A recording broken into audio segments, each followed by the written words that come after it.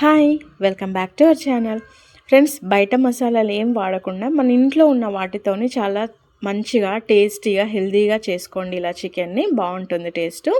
ఇది చపాతీ రైస్లో కూడా చాలా బాగుంటుంది. అందుకోసం అయితే ఆనియన్, పచ్చిమిర్చి, పుదీనా తరిగి పక్కన పెట్టుకున్నానండి.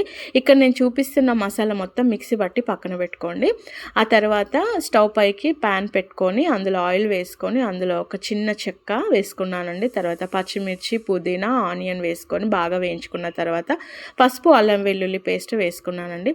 ఆ తర్వాత మనం బాగా వాష్ చేసి పెట్టుకున్న చికెన్ని కూడా అందులో వేసుకొని బాగా కలుపుకున్న తర్వాత ఇది ఒక 5 మినిట్స్ అలా మనం లిడ్ పెట్టి క్లోజ్ చేసుకున్న తర్వాత వాటర్ అన్నీ అబ్జర్వ్ అయిన తర్వాత అప్పుడు ధనియా పౌడర్, కారం పొడి, ప్రిపేర్ చేసుకున్న మసాలా వేసుకొని బాగా కలుపుకోండి. ఇక్కడ ధనియా పౌడర్ వేసే క్లిప్ అనేది మిస్ అయిపోయిందండి, మీరు వేసుకోండి. ఇంకేముందండి, ఇది కూడా కలిపిన తర్వాత కొంచెం దగ్గర పడుతున్న టైంలో మనము అదే మిక్సీలో కొన్ని వాటర్ పోసుకొని ఇలా మనము కర్రీలో యాడ్ చేసుకోవాలండి. అంతే, ఇంకా వాటర్ అన్ని ఇంకిపోయిన తర్వాత కొత్తిమీర వేసుకొని సర్వ్ చేసుకోవడమే. చాలా బాగుంటుందండి టేస్ట్. ఒకసారి ట్రై చేయండి. ఛానల్ సబ్స్క్రైబ్ చేసుకొని